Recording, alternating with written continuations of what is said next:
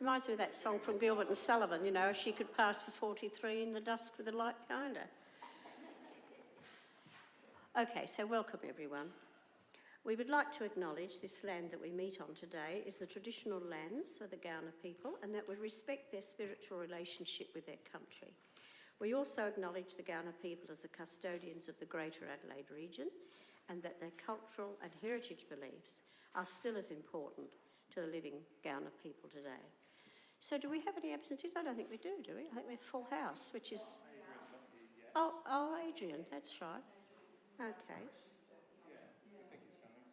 Okay, so he'll be late. All right. I'd like to welcome Denise Schumann, our guest speaker for today, who will be talking to us about her wonderful ideas for our upcoming exhibition. And I will stop the meeting after business arising in order for us to hear this special presentation. Are there any apologies? No, there aren't, are there? Any motions to grant leave of absence? No? No leave of absence, and we're still waiting for Adrian. Any declarations of interest? All right. Would someone like to move the acceptance of the last meeting's minutes? Helen, seconder? Deb?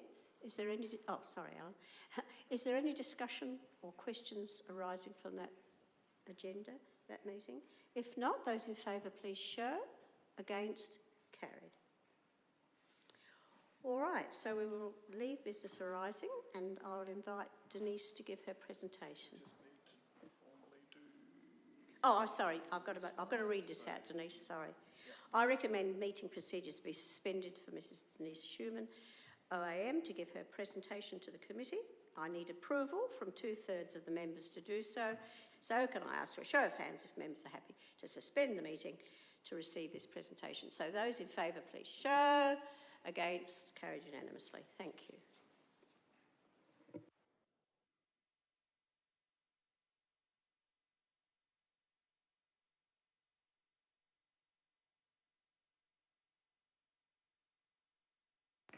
But this is streamed. Oh, okay. So do you want me to go back to the microphone? Yes. You know what I'm like.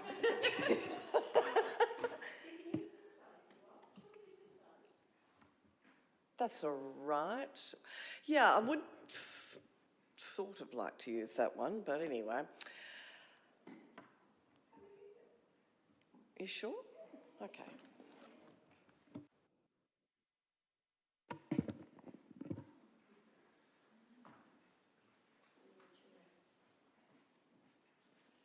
I will say that I thought it was going to be a little bit more intimate, but and you'll be able to see so that we can see what's up there.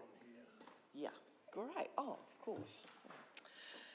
Okay. I received a lovely invitation from Jacinta a couple of months ago, asking me if I would be interested in developing a concept for the 2025 Gawler Heritage Exhibition. And for those of you who don't know me, I was involved in doing part of the redevelopment of this civic centre and establishing the Gawler Cultural Heritage Centre, and I did the first exhibition, Into the Light. So I have to say, I thought maybe Jacinta was fairly brave inviting me back. I thought, gosh, David will go, oh. Thank you. And I know Gawler's history fairly well. I probably don't know it as well as some people here, but I was involved over many years with the Gawler Heritage Collection. So I understand the importance of the Gawler Heritage Collection. But when Jacinta said to me she wanted something a bit different, that's always a great thing for me to lie awake at night and think, what can I do that's going to make Gawler stand out? Now, most of you will know, if you've got a love of history, you will know that Gawler has, of course, to its credit, a number of historical firsts. And one of the great themes that I loved pursuing when I was looking at the Gawler Heritage Collection and involved with the history here was to examine the fantastic link between the Gawler Institute, the town of Gawler, the Gawler Heritage Collection, and of course the scientific endeavour, which is quite unique to this town of Gawler Council, and to the Gawler Institute, which, as I said, I treasure. All of that legacy of what was in that institute.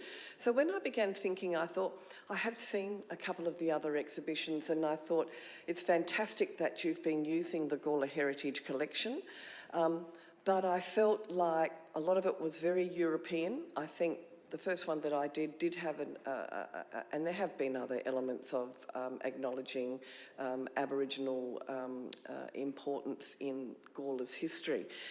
So I thought about looking at prehistory because I think the European colonisation and the European collection is very strong in what it's telling people, and you've in the themes that you've pursued over the last 4 years, that's actually been obvious that the collection has come first there. So I'm doing something a little bit different, and I thought I wanted to look at, there was a story, and I can remember Helen telling me about it and reading it in one of your little pamphlets about the Diprotodon, or Diprodon.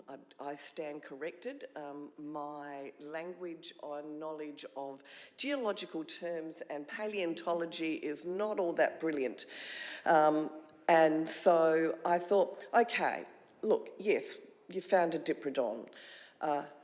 It's in a pamphlet, people read about it, and it's left there.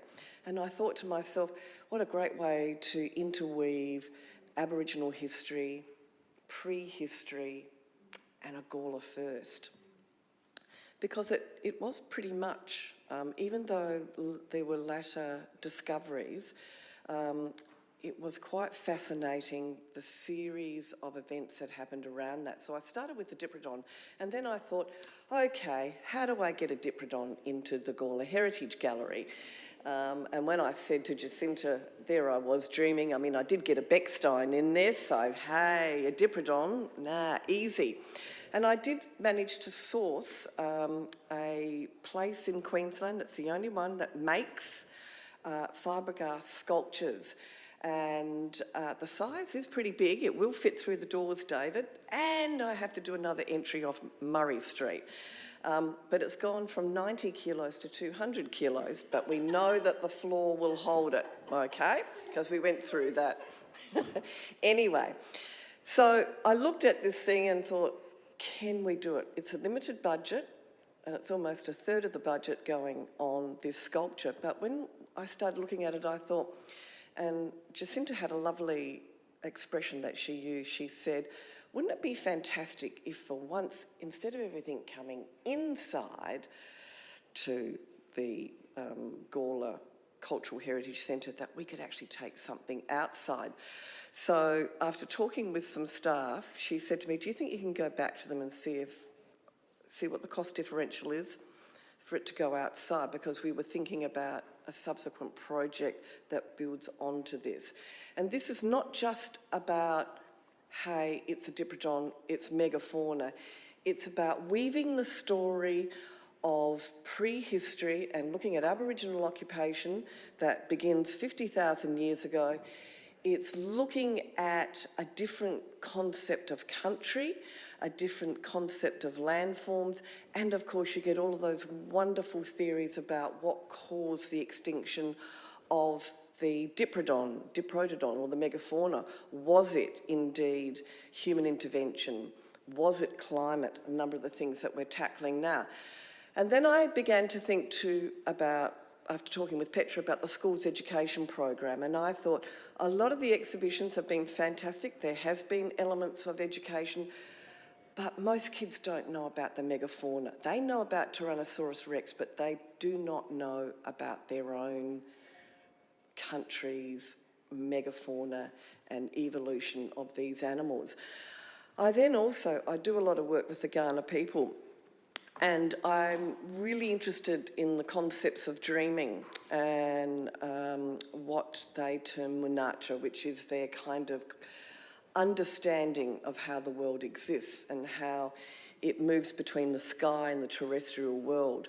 And of course, part of this are their dreamings about Tanda, the great red kangaroo, about other animals, including the importance of the possums, of wombats, and of course the Gawler, the emu. And all of these were megafauna, which is really quite amazing. But the thing that really struck me was the link of where this Diprotodon was found.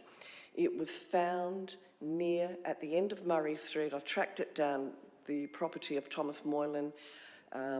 It used to be that two-storey, I think it was a Chinese restaurant at some stage many years ago. I think is it Valonga? The old mill, do you mean? No, it's the two-storey one on the... Oh, Cafe Nova.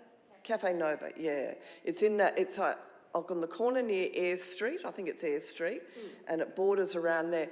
And this land, there was a large expanse of land owned by Thomas Moylan, and in the actual news press of the day, they talk about how they were digging, because it's quite incredible topography, and you'd look at that slope coming down, and of course, that then leads to what was Dead Man's Pass and the Ford. And Jacinta had said to me, look, they're really wanting to reinterpret that. And I said, well, this is really fascinating because here we have the skeletal remains of this Diprotodon found on its way down to the Ford. Now, Fords in Aboriginal understandings are usually sites what we call crossing over. It's where dreaming trails cross. And I thought, oh, this is getting even better and better as I get into this, that we can reinterpret, because I think that nomenclature of Dead Man's Pass does not do justice, in a way, to that major crossing. And it is a major crossing, as is the one to the north of the town.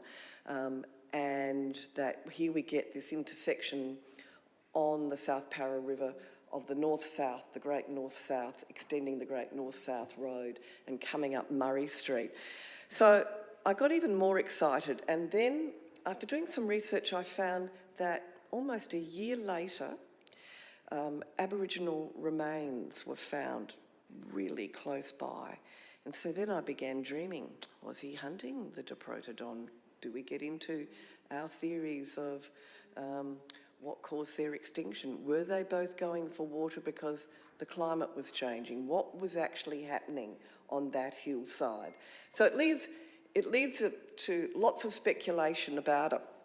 But the wonderful thing too, where we bring the Gawler Institute in, and I can only skim through this story, and I really am skimming, is that when they found the bones, the workmen who were putting in the water tank had enough nous, although they did destroy most of the skeletal remains of the Diprotodon, but they did get the skull. They went up the road to the Gawler Institute, and who was lecturing at the Gawler Institute on that day? But Walter Houchin. And who, you say, is Walter Houchin? Well, he's the first professor of paleontology at the University of Adelaide, and he was lecturing at the Gawler School of Mineralogy and Science, the first school outside of the University of Adelaide. So, and in the Gawler Institute. So here we have this wonderful link again. And Houchin is a really fascinating character because he wrote the definitive book in the 1930s called The Stone Implements of the Adelaide Tribe, who are now extinct, on the title of it. So I thought, we've got people, we've got place, we've got this wonderful intersection of history across the ages, from 2.6 million years ago and before. What did Gawler look like? And do children really understand that, you know, there was a huge, large area around Australia with land bridges, and I thought we can go into all of this in the introduction to this exhibition, that they can understand that from here across to the Nullarbor was all part of a great land plain as the glaciers withdrew. And these land bridges, which I know some in the Aboriginal community do not like that word, but these are crossing over places where they moved out of Africa through Asia. And then I came across a fantastic piece of scientific research done by a scientist who's no longer at the University of Adelaide, who about 5 years ago was working on ancient Aboriginal DNA. Because there's been many theories about how the Aborigines who came across through Papua New Guinea, through that land bridge, and you know, there was some water there. I mean, many of the Aborigines will say they canoed some of it or whatever, but how did that migration go? And through collecting ancient DNA, he was able to actually determine that when they came down from the top, one lot moved to the east and one lot moved to the west, and where did they meet in what is now the Nullarbor, or near Adelaide. So there is this great theory that Uncle Lewis will tell you about Adelaide being, the Adelaide Plains being a major centre. But it is quite extraordinary because he also found out that there was not a lot of mingling, that Aboriginal DNA is quite pure because they did not interbreed with a whole heap of other people. So that ancient DNA is still there in Aboriginal people today. And, you know, we don't talk about settlement and going around the coast and coming in. And of course, I thought we can use lots of visuals for this because we have got lots of visuals. Now, I don't know, you're probably not going to be able to see, but on this side here, we've got the Diprotodon. This is just giving you a rough idea, and that'll go against the one main wall, which is where I used to have the treasures wall and where I think Richard's got some other cabinetry, but we're going to clear those walls. He won't be facing that way. He will be facing this way, so that as you walk in, you see, well, he might be at a little bit of an angle, you'll see him full Monty, as we say.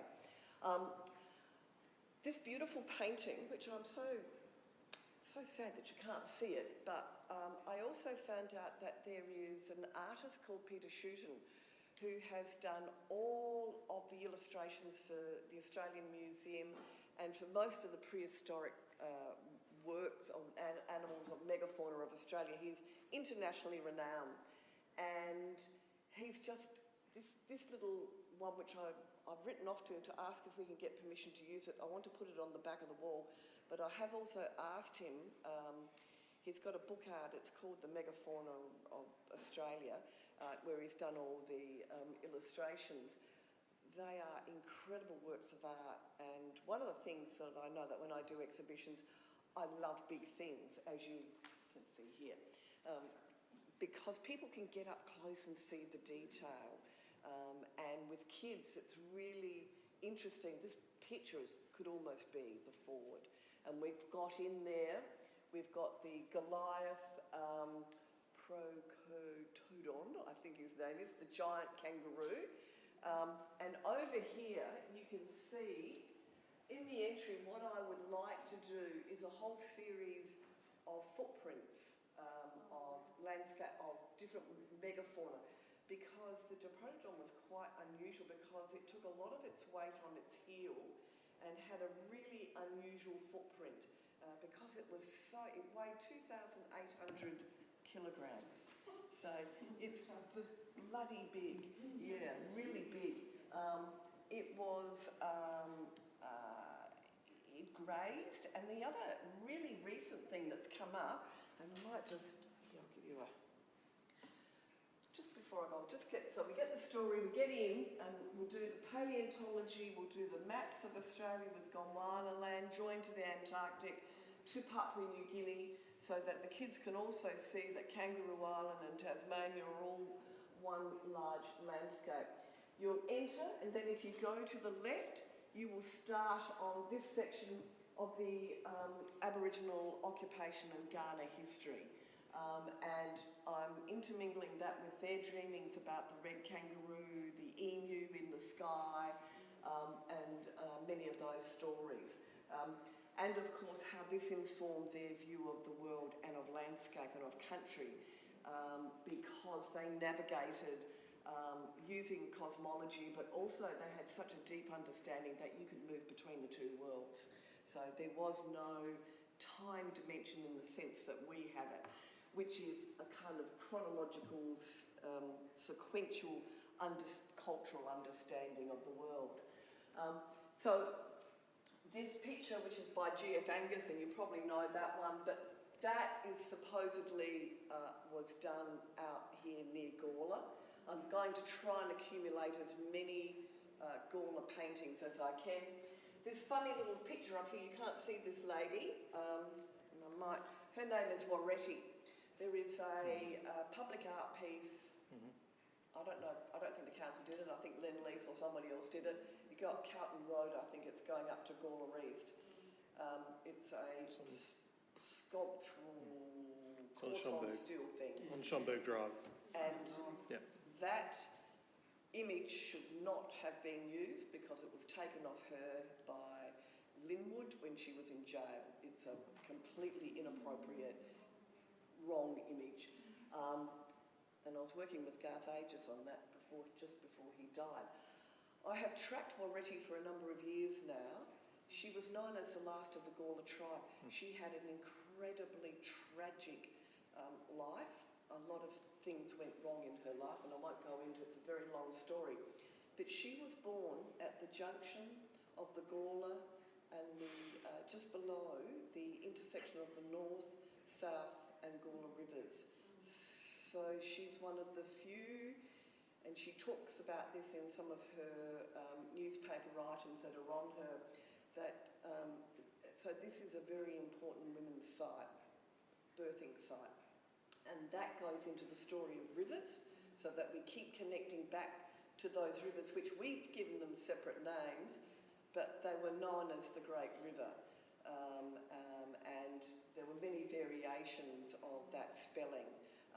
I've actually, in using Tarawara Parry, which means Great River, and there, I think it was,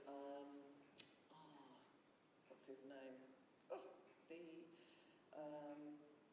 First Aboriginal protector, second Aboriginal protector who came out here, and he came up, there was Metawati, there's a whole range of different wording. But anyway, so I thought she fits in really nicely, and it's nice to kind of, that crossing between pre and post colonisation and what the outcomes are. And then we move into the Protodon story, but we move into the idea of why did they die out? Scientific research has said there's a 5,000-year crossover between the megafauna and Aboriginal occupation. They date Aboriginal occupation to between 50 to 45,000 years. There's a 5,000-year crossover. Why did they become extinct? Was it because of climate change, or there is some theories that they were hunted to death? I don't subscribe to that one, but it's an interesting one. Or I think, more to the point, it was probably fire. I think it was cultural burning and managing that they took away their forage. And there's another new theory about them too, that they were herd animals, which is fantastic. So then we get around to, I've also managed to get a Diprotodon recreation of a fossil, which is going to be a huge wall hanging, 3D, so that you get the thing standing in the gallery, and then you get the Diprotodon. And I'm also sourcing there's some fantastic stuff on the ABC education. One is called The Diprotodon is Not a Wombat. There's a whole heap of others, which is just wonderful, which I think could make for some really interesting stuff there. And then I'm hoping to get some really large fossilised bones, because we have up at Flinders, I think it's Professor Wells who's been doing a lot of work on Diprotodons. They've become a real thing recently. And then in the middle, the two cabinets will be, as I said, this will be the sort of Ghana, Ghana Cultural Cabinet, and that one will be the sort of Gawler Institute. We've found one beautiful photograph, and it's actually got Houchen in it, and the group are out looking for fossils, which is fantastic. I'll just quickly, and then you can,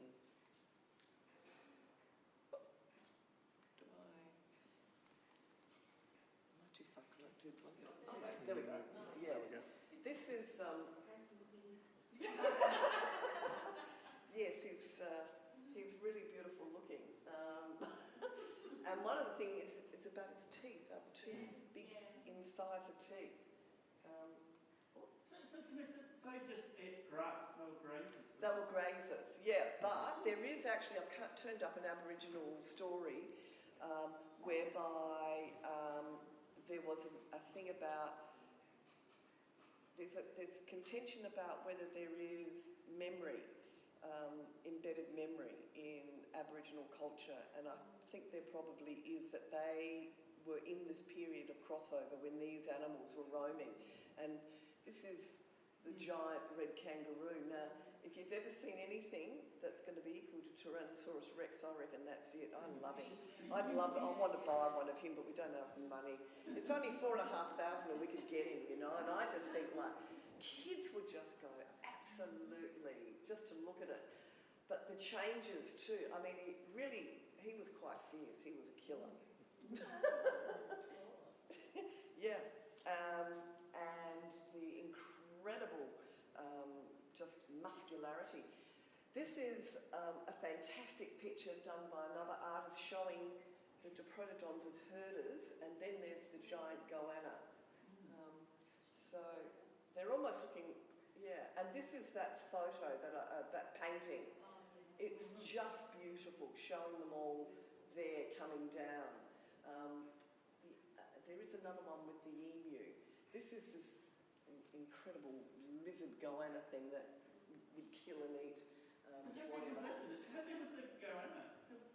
It's like a big, it's got a name, I'm sorry, I can't remember it. Yeah. How big was it? Huge, it's like a look at the size of the Diprotodon. Yes, the previous picture, it wasn't to scale, was it?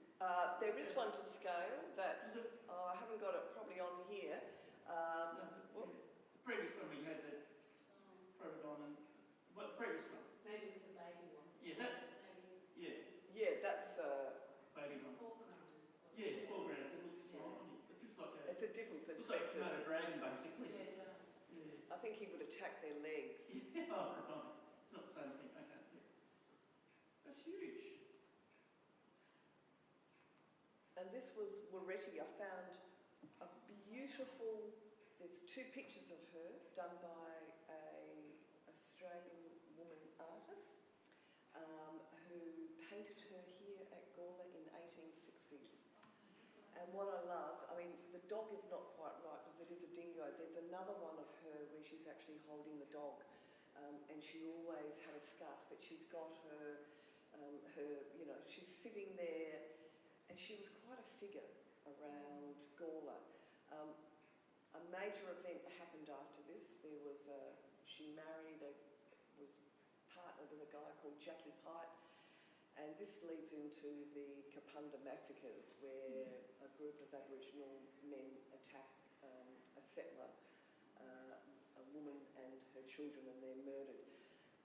Because of language, no one really knows. You can read the transcripts and, you know, read what you want into it. But they were banned by the rest of the tribe, and so he ended up. He kind of turned Queen's witness on the others, and so the rest of the tribe banished them. She spent a lot of time in and out of jail, but one of the saddest things that I found about her, which is why that picture is got so much tragedy in it, that Cawthon still cutting, is because she was sent. She was one of the last group of Aboriginals who was rounded up under, I forget what act it was. I think it was 1913, where they banned all Aboriginals from the city of Adelaide. No, it was a bit earlier, 1911. That's right. And she was rounded up, and they were taken down to Malang they kept coming back. Tommy Walker was also one of them. And what ended up happening was that she got ill down at Malang, and they sent her to the Parkside Asylum. And of course we know that Sterling and Ramsay Smith were appropriating bodies from the Parkside Asylum to do all sorts of terrible things to them. And she is supposed to be buried in West Terrace Cemetery. I've sort of located part of her, but like Tommy Walker was very famous. He was known as King Tommy. His body was exhumed by Ramsay Smith in the middle of the night and was, of course, anatomised and whatever, and the bones were sent off as kangaroo bones to Edinburgh University. Yeah. So the museum, Sterling was head of the museum at that time. So this is I said to Jacinta, I really wanted to depict her in this period of colonisation where we think she's born probably in the early 1830s from her newspaper articles. So she had a lot of knowledge of what was going on, and she lived by supporting herself by living off the land and around the place. But she was subject to some terrible harassment. Now, this is the recording of the remains they call it the Gawler Flats, but it's not really, it's just the end of the river. And some of that information is not quite correct, but that's the first recording. It was in the Bunyip I think it was just after the 23rd. I reckon I've probably given you enough. You did mention you went back and got a price for I meant to say that. Do you want to just finish that? Yeah, sure. Because I then put in a submission or a little thing to Gihar, because we thought this could be a fantastic project. If this exhibition is up, then it moves outside, and that's part of a rethinking of that area down there. It could be a really nice way to blend the whole thing about prehistory and Aboriginal occupation and the megafauna and science, and you have something quite unique that kids would just quite like. I'd like to get a few more and put them down there, could make it a real... I'd like the big Goliath kangaroo, that's what I want, and the emu, because the emu was pretty nasty too. But yeah. Oh, this is the photograph, sorry, I did put it in, where they're out collecting, look at them. There's Adrian sitting at the bottom. Okay, so the guy to the left... It's by the tree. Yes. Oh, yeah. The guy to the far left is the HQ. And we've got actually names from most of us. Yes, you have. And it was fascinating because that Gawler, and it's changed its name, but it started in 1888, I think it was. And so it's continuing that tradition of natural science, collecting, looking at the environment. It's this constant thing that runs through Gawler's history, which is really extraordinary. Yeah, but I love that picture. It's just a wonderful, yeah. I'm trying to look at seeing if any of them have got the collecting tins, and they probably made a few themselves. If you look carefully, the basket on the left. Yes. Is that a basket or a box? It looks like it's got a bottle of wine in it. It's all beer. No. Okay. I think that's it. Thank you. And I didn't finish, sorry, Helen, your question was we went from 90 kilos as an indoor sculpture to go outdoors. It has to have a steel reinforced frame, and it has to have a different gel coating over it. Now, there is only a warranty for 5 years. You don't get warranties anymore much on outdoor stuff at all. Not signage, not anything. The cost differential was $9,500, which Gihar wonderfully have contributed. I did say to Adrian afterwards, oh, come on, another 4.5, we could get the kangaroo. We're not made of money. Oh, I've heard you got a lot. Heard rumours.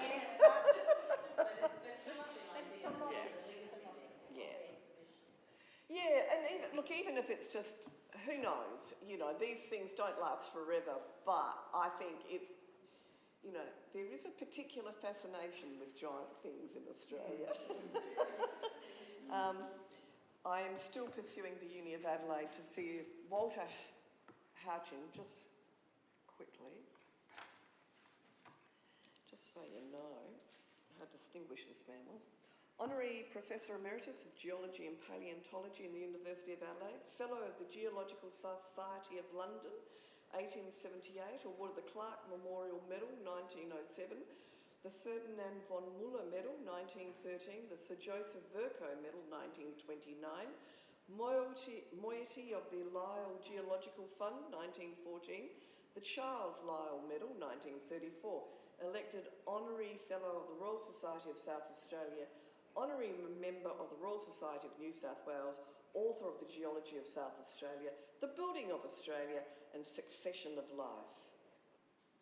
It's not bad for a bloke who just, you know, used to talk to a few other blokes up in the Gawler Institute. Great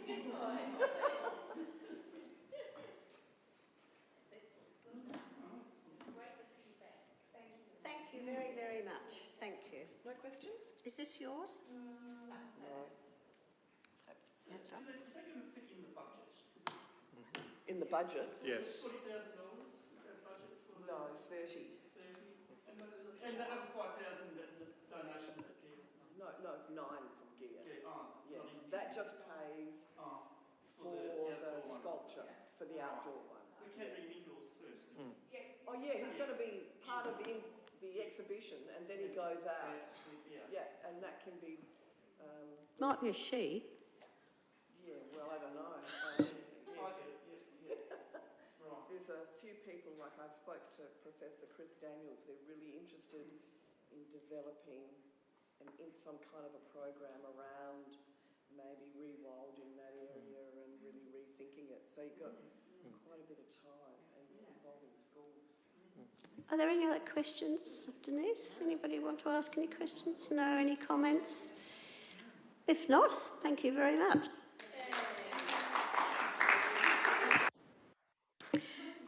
Okay, we need to resume our meeting, and so I need to announce something like this. Thank you for the presentation, Denise, and we'll resume the meeting procedures to enable the committee to work through the business listed on the agenda. Thanks, everyone. All right, so business arising. Is there any business arising from previous? No? If not, we will move to 6.1, permission to publish the Payne family photograph. Would you like to fill us in, Jacinta? Thank you. Through the chair, Miss Venning, who's a local from Evanston, who's been interested in this particular property for 40 years, came into the Cultural Heritage Centre. This is just a genuine interest in your local environment, and so we could access the collection. It had some lovely photographs of Mr. Payne and his orangery and garden. There was a magnificent garden there. So it's a shame that there's not much there now, but there was. And it's a very interesting house. It's a large house. He had a very large family. And that was part of Mrs. Venning's interest, you know, why is this house the way it was? So we worked through all of that, and in doing that and helping her, we've all broadened our knowledge on that property. But she would like, just for her personal interest, copies of those photographs. David wanted to contribute something, then Helen. Just before we move any further, just wanted to bring to the committee's attention the new wordings of motions. So at the November council meeting, it was determined by council that this committee should have delegations and delegated authority to decide these sort of matters that are within the policy on their own merit, so that they don't have to be recommendations to council anymore. So I just wanted to flag that. That flows through all of our reporting now. If any decisions are in line with the policy and within the remit of the committee terms of reference, then the committee has the authority to make those decisions. So that's why it's not a recommendation to council. This is the first one we've done, but the rest of the agenda is the same. So I just wanted to flag that. Thank you, David. Helen? I noticed that there's, and I think you say in the report that this is for her personal interest, but is there some chance that she will at some point share back with the collection what she has discovered? Because I think, as you've pointed out, it's a fairly significant house and it would be useful to have that in the collection. Through the chair, she hasn't actually discovered anything apart from what we were able to find and work through the Gawler Heritage Collection. So we still hold that body. This is just an interest. She spent some time with us and she'd just like to take some of that back with her. Thank you, Jacinta. Any other questions or any other discussion on this point? All right, would someone like to move that we actually pass this recommended? Karen, seconded by Alan. Okay, no further discussion. Those in favour, please show. Against, carried unanimously. Thank you.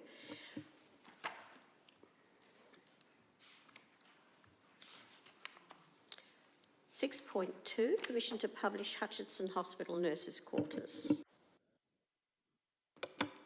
Thank you. Through the chair, this image is in the public domain, but Ms Kirk has just asked for a high quality copy of it. She saw it in the exhibition and it has family connections for her. So council staff feel that this is an easy way to support a community member who supports us. Thank you. Thank you, Jacinta. Any discussion or questions of Jacinta? If not, would someone like to move that we proceed? Paul and Helen. Okay, any further discussion? If not, those in favour, please show. Against, carried unanimously. Thank you.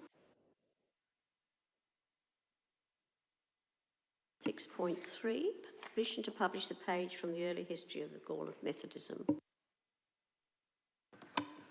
Through the chair, this family came to Gawler looking for evidence of their relative. We don't have any photographs. They found it particularly hard to find physical evidence. Obviously, preachers and Methodist clergy led lives of active work and service in the community, and they didn't leave strong records. However, there is this page that lists this gentleman and his role, so the family have asked for a copy of the page. Thank you, Jacinta. Any discussion or questions? If not, those in favour... Oh, sorry, better move it. Someone would like to move it. Deborah, and seconded by Alan. Okay, further discussion. Those in favour, please show. Against, carried unanimously.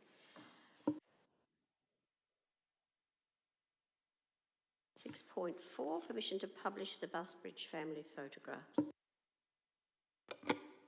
Through the chair, this was a family history request. So the family have come and they're looking for images of family members. One of these images is in the public domain. The other two aren't. They're of the primary school and I think Sunday school. So again, this is just to support a family in their research. Thank you, Jacinta. Question, Helen? I guess again, and maybe the problem is that this is termed permission to publish. So this one, it was again unclear exactly what they're going to do. Are they publishing it? Are they creating? Or is it simply, again, a personal copy? So through the chair, this is just a personal copy. We have, I take the point, we have always called these permission to publish, where people are requesting images and they have no intention at this stage of publishing. The form that the people sign when they make these requests make it very clear that should they change that down the track, they will need to reapply to the committee. But that is the terminology that we have been using, but we could potentially think about how we present the reports that aren't looking to publish at this point. Thank you, Jacinta. Any other discussion? Someone like to move acceptance of that, please? Helen and Karen. Those in favour, please show. Against, carried. Thank you.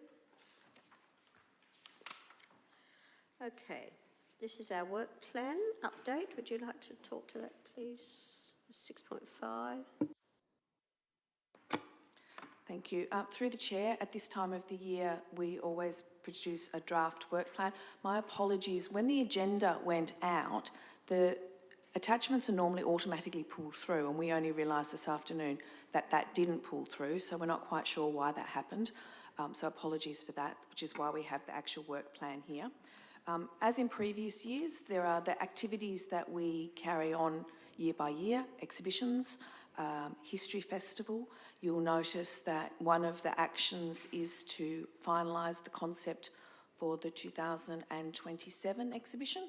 So the committee made the recommendation and was accepted by council at that time that we've got rivers in 25, we've got women and war in 26. So staff will be coming back to the committee for next 2 years. It's very helpful for us to be thinking that far in advance and making connections with private and institutional collections that might flesh out those themes. So those items, the other things that you will see in there, the asset register. So the asset register is an Excel spreadsheet that the library had for many years of all the items in the collection. We're currently auditing those against our eHive catalogue so that we can see, we know that there are things on there that are no longer existing. There were things that were listed as being in the elderly centre, for instance, and they've been murals and things like that. They're long gone. So I just wanted to do an audit so that we actually know exactly where everything is. We're also hoping to get to the interpretation of the Reading Room project again and accreditation with the History Trust. I had a meeting with the History Trust last week about that, now that they have someone on staff taking over that role. So we'll be working through that. And I think the rest of them are general things, but the other emphasis that we will be doing is we have some film and tape in the collection. We'll be transferring those to digital formats. We have obligations as a museum, a member of the Australian Museums and Galleries Association, to fulfil our UNESCO obligations on the data transfer of film tapes. So we'll be doing that next year as well, which is always a really interesting opportunity to see what's actually on there. So that's going to be a good yes, be a great project. Thank you, Jacinta. Any questions or discussion? No? Well, we're just noting this, aren't we? We don't have to move it. Is that right? We do have to move it. All right, well then someone like to move it, please. Helen, Karen. Okay. Any further discussion? Helen? I just feel that we should say congratulations. Again, this is a wonderful summary of everything that's going on and what's been achieved. We're being fairly transparent, and I love the idea that we need to revisit the work plan. And perhaps, you know, we've spoken throughout the year that some things now, with the passage of time, maybe the priorities have changed, or we might need to go about things in a different way. So I look forward to those discussions. But generally, congratulations to staff. Indeed. Yes. If I may, and of course a big thank you to our volunteer team who, you know, really enable us to get the output that we can. Would you like to record that at for the meeting, just as a vote of thanks? It probably would be quite good for us to do that as a group. I would appreciate that, and I know our volunteers would appreciate I think so. that. Would you like to move that? You don't have to? No, okay, well someone... All right, the Mayor is moving that and seconded by Helen. All right, I show of hands. We do really appreciate what they do. Would you like some wording for it, or you? So through the chair, the process, probably best as you're discussing this item, we haven't officially voted on it, so Connie, if you can scroll back a bit. If you wanted to do that, you could add a point 3 with the permission of the mover and seconder, being Helen and the Mayor, and point 3 that the Gawler acknowledges the efforts of the Cultural Heritage Centre volunteers.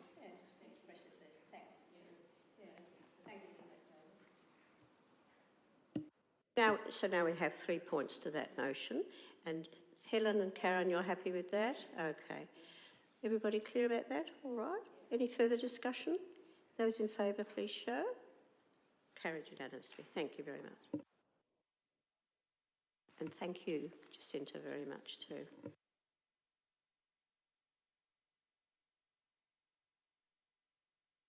.7. Colonel William Light documents, permission to publish. Oh, I missed a jump one. Oh, sorry. I'm good at jumping. Sorry, my apologies, everybody. Okay, so it's our budget update. Would you like to speak to that, Jacinta? Or Natasha, sorry. Thank you, through the chair. Just a fairly standard budget report for the first 4 months. A lot of the spending for our heritage goes into the second half of the financial year, so just a really basic report. Does have the number of hours with the volunteers and pretty much exactly the same contribution as last year, so that's all good. And then noting the income from donations received, and that a future report will be presented on the reserve account to a future meeting. Thank you, Natasha. Any questions? Sorry? Just through the chair, one thing further to really highlight within this is the fact that the tap and go donation point, we're no longer continuing. Just wanted to make that very clear. We have tried with that donation point. It's not achieving revenue through it. It's costing more than it's earning. And there was a transition from 3G, so disabling that network. It would have cost us $1,000 to transition to a 5G tap and go facility. We would be waiting in many, many, many years' time to recover that $1,000 through donations, considering it's making a loss at the moment. So we've disabled that. People can still donate though, cash donations and things like that through the centre, but we also will accept electronic donations through our library. We can do that or direct through to the Cultural Heritage Centre. We've got other facilities that aren't the tap and go that we can accept those donations. But yes, we have to disable that. It was just not viable. Yep. Fair enough. Thank you for that information. And yes, Helen. I just wanted to acknowledge, I think that's a really sensible, and we're learning as we go along. I guess what my concern would be is that we need to publicise that. So some signage perhaps in the exhibition room that can happen so that people are aware. I also think that the donation of $5,000 as mentioned in the report is significant, and again shows us that slowly but surely we are attracting donations of a very significant kind. So again, a really positive and event that with great thanks to the donor and to the staff who accepted it. I don't suppose we want to say anything about the foundation. Is this a place to talk about what the foundation's role has been? Any further discussion on this report? Thank you, Natasha, for that. Any questions for Natasha? No, would someone like to move that way, please? Helen and Paul, Karen and Paul, sorry. Those in favour, please show. Against? Carried. And now we come to 6.7. Colonel William Light's documents, permission to publish. Jacinta. So through the chair, this is a request to publish in a paper that will be presented at an international conference. So Ms Henderson is a long-time advocate and scholar of Colonel Light. She's requested the 1839 survey map. This is not in the public domain. The committee did give permission for it to be used in a Town of Gawler internal document. And as I say in the report, it was not used in the end simply because of design and size considerations. But this is an opportunity for it to go out to a select audience, but it will be available. So that's something for the committee to know, that the paper is publicly available after the conference. Thank you, Jacinta. Helen? Will we capture that? Because I'm just, if the Federation International and Geometrics website was to ever to crash, would we consider trying to capture a digital copy for our own, or seek permission perhaps from Ms Henderson to have our own digital copy within the collection? I would have to seek permission from the Federation.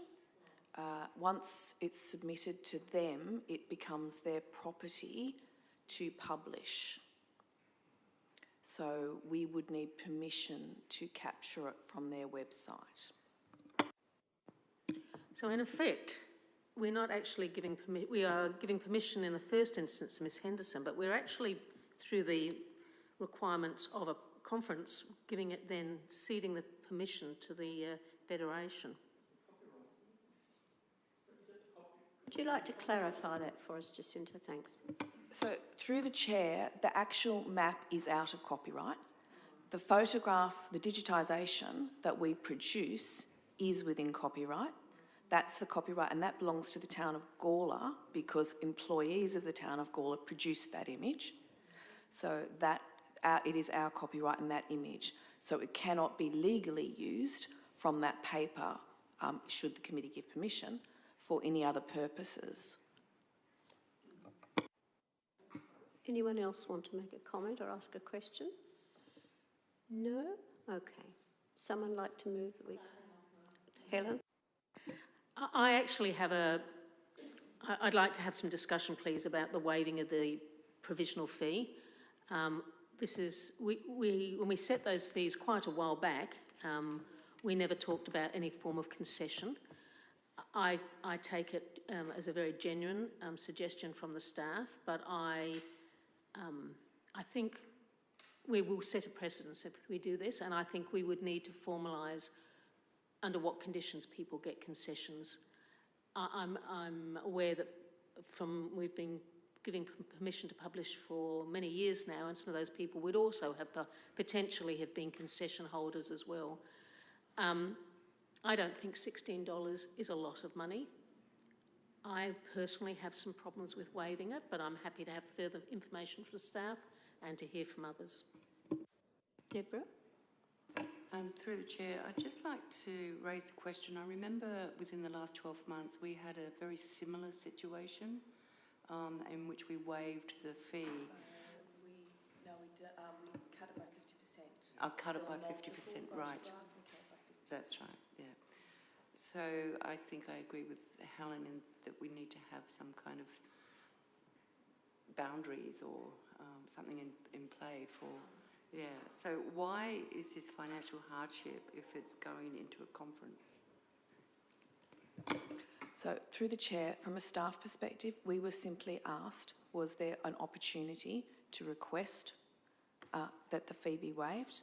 And so I said there is an opportunity to request from the committee. That's entirely up to the committee what they decide to do around that. But there was, as there has been in the past, a request for a discount on the fees. But that's that. Financial hardship. So through the chair, Ms Henderson just said that she was on a disability pension and that was a financial hardship, and obviously we did not inquire into that.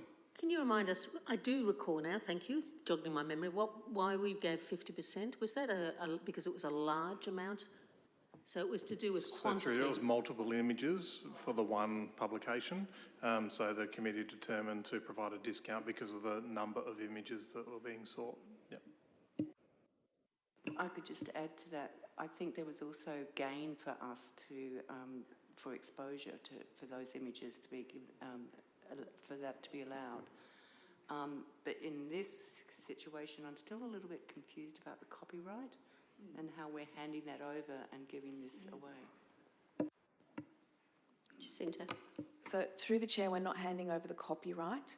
The image belongs to us, and the use of that photograph that will be inserted into the PowerPoint and into the paper belongs to the town of Gawler. However, it will be out on the internet, and we know that people can. With many of other things that we've put out there, it's a risk we take.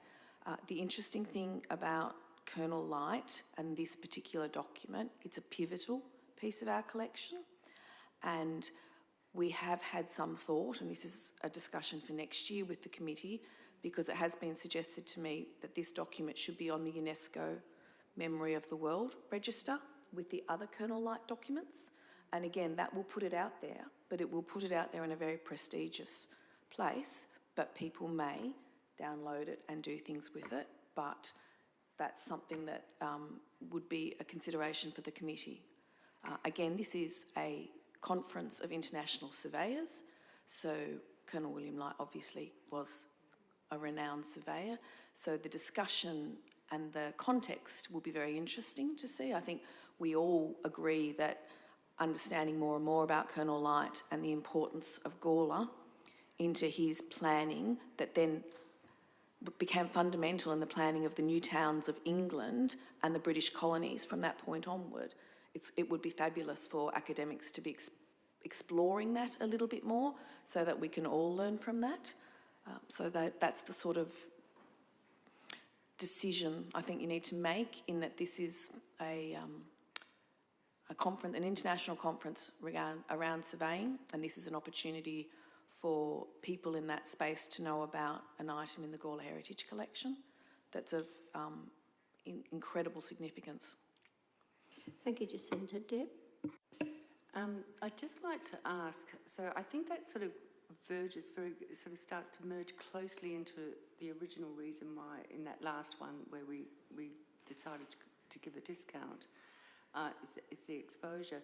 Can it not, when the image is used for this conference, can it not be tied to this image's copyright of Gawler cultural heritage, or something to that effect, that it rides with that all the time, and that we feel assured then that if it does travel the world as a consequence, that it's still getting recognised here.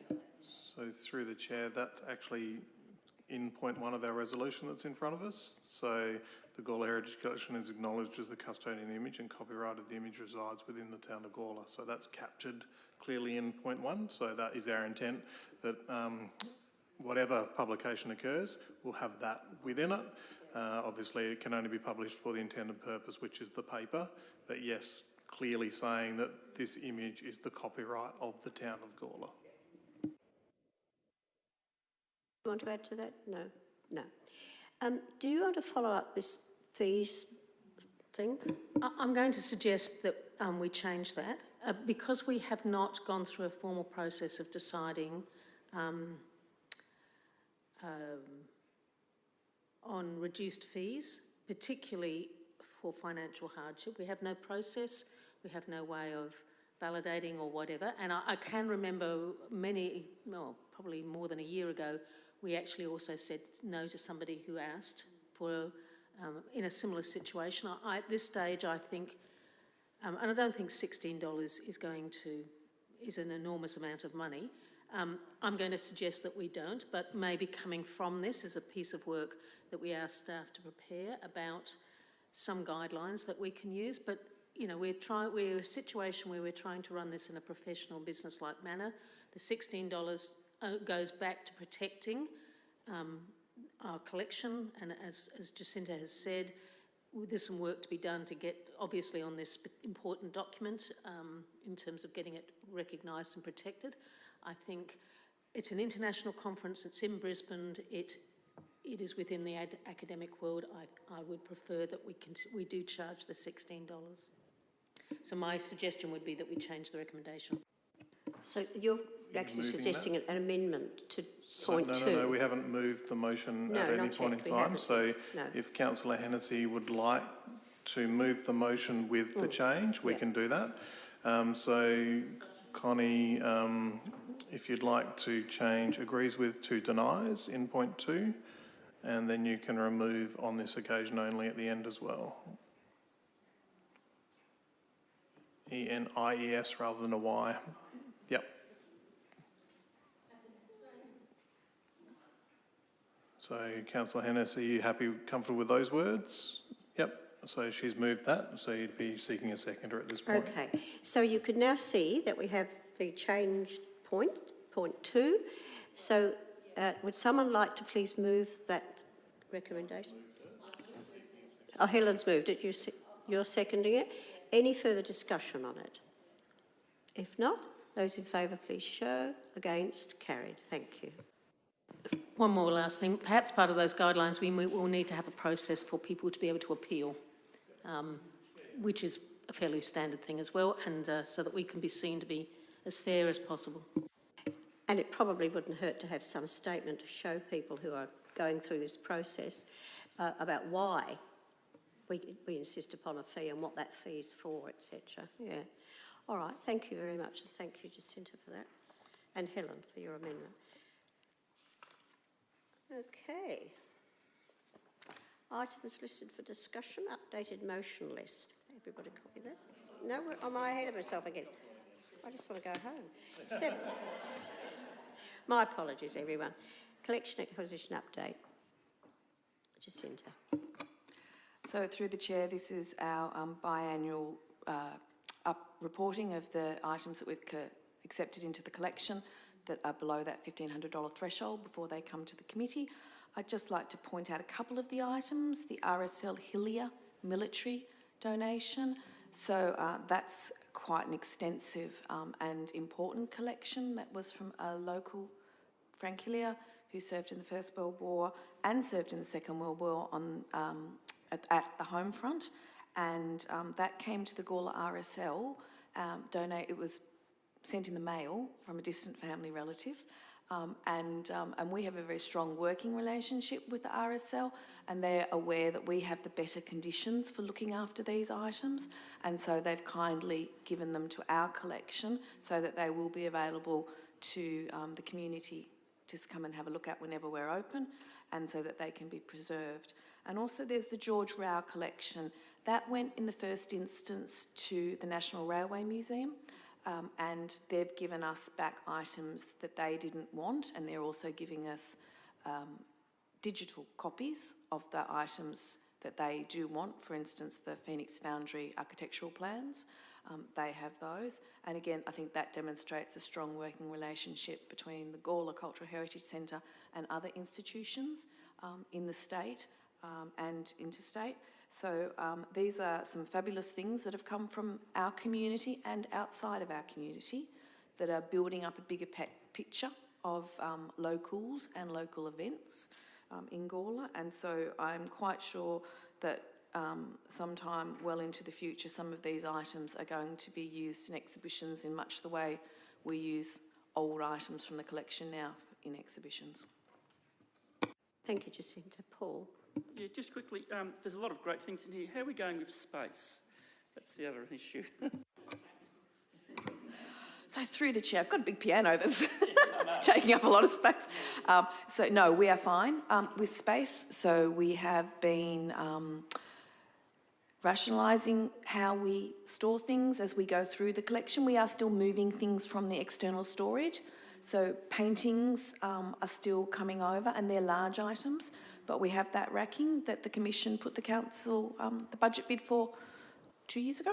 And we still have space in there for those. So what we're coming to is probably items that are quite badly damaged and beyond even art labs, and so we'll be digitising those. So at this point in time, we still have plenty of space. None of these items are particularly big. No, I'll just... Yeah, so we were offered an organ the other day and I politely declined. Okay, fair enough. Thank you, Jacinta. Helen? It probably leads to a fact that it's been a while since we've had a chance to look through all of the different storage areas, so perhaps that might be, if there's something for the new year, as reassurance. Particularly, I've seen the racking, and it's pretty impressive about... Oh, it's, yeah, no, and the way things are all there, so I think that might reassure you. Yeah. Just to pick up on items 9 and 22, there's a group that has been formed under the auspices of Tony Piccolo to try and in some way commemorate the canopy that was removed from the station, and to build some sort of interpretive centre. It's still up in discussion about where that commemorative canopy would go. It's this. Yes, probably. Yes, it probably is a state. Yes, sure, go for it. So through the chair, yes, it is a state government thing. They would be funding it. However, I was approached last week by the design company, Mulloway Designs, who were involved in Walker Place, about what we had in our collection that they may potentially wish to use in that. So I've sent them a list, so that may well be coming back to the committee when they define and work on their themes. So they're working on the themes that they want to explore in that space and how they're going to do it. And so then there will be an opportunity for some items that we have that might be replicated in that space. Thank you, Jacinta. Any other questions or discussion? Would someone like to move that those? Thank you, Karen and Deb. Any further discussion? If not, those in favour, please show. Against? Karen. Now, please tell me I haven't missed one. 8. Heidi, excuses, I'm an old lady.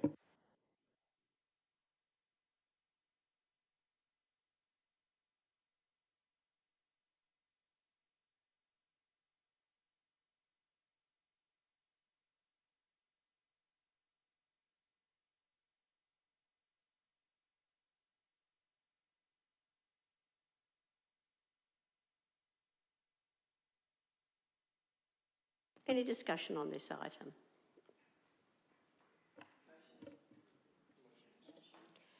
Okay, so we move that this goes forward? Who? Don't need to move that one. Okay, items listed for discussion at future meetings. Well, we've got the management plan there. Do we want to add to that and look at the storage thing? You can add that to it. And we'll probably have further discussions with Denise, I suspect, at some point too. And through the chair, just to record, if we can add also the concession policy around the digitisation fees. And the formulation of that. Yep.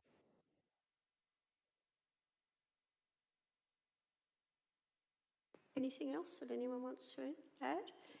No? Questions without notice? Yes, Helen? Thank you. Actually, one of my questions, which I had prepared, I think David's answered. So I just wanted to draw people's, or ask the question about the changes to the reports, which David has adequately explained. The reason I raised it is that I'm going to foreshadow that I'm going to put a motion without notice, because I don't know if it occurred to all of you, we've been asking the staff to give us lists of previous, hang on, let me see if I can find one, of other permissions that we've granted. So if you go to page 17, and we're now with a list that goes back to December 2020. I think, and it's repeated for several, so I was going to make the suggestion, through putting up a motion without notice, that we just ask for the last 12 months. So just my question, I think, is not really a question, it's a statement now, but just that will be coming. My second question is, I am still getting asked when the signage with the Max Faction paintings will go up. Informally, the room is starting to become known as the Max Faction room, which I know causes us some problems because we say that those pieces of art are not permanent in there, but bearing that in mind, I'm very supportive of that idea. I still think that all our art needs an explanation, and we've done it here, so I know it's coming, but I need to ask the question formally because I'm getting pressure.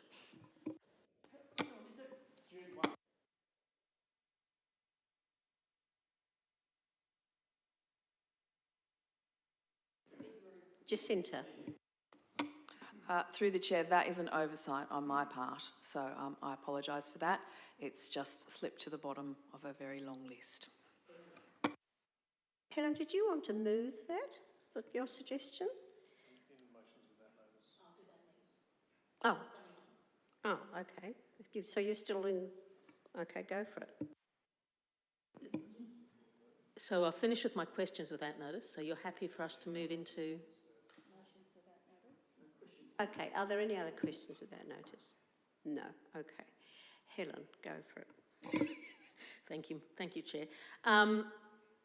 My motion then, so I'm going to make this up on the spot, and I might need some wordsmithing. Just before you do, Helen, through the chair, just wondering whether the committee in this consideration, and thank you very much for the suggestion because I had the same comments to staff earlier. We're printing lots and lots of pages for realistically no benefit because it's repeated multiple times in the agenda. Whether the committee actually wanted the list included in the reports or whether you wanted a link to the list, and that can be stored on our website. So there it can be a dynamic update and you can actually see them all, not just a snapshot, and we can actually link that into the reports. If that suits, rather than presenting 12 months, we can easily do that. So that was the suggestion I wanted to bring. I don't know if it's feasible or possible. When you're doing this list, that's a good idea. Can you also include when someone is granted a waiver or a concession, just so that we can see a pattern of what's happening there? Certainly, that's no problem at all. I'm very happy with that. So I guess my motion would be that David, could you help, please? But I really like that idea of a link, so that it's available to the committee and to the public. Yeah. Yep. So through there, the Gawler Heritage Collection Committee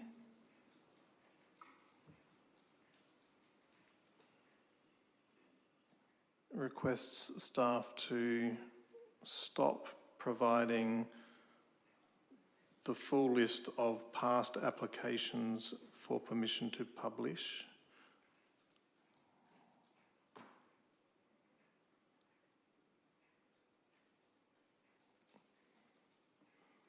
Within reports, and instead provide a link to that information that will be stored on Council's website.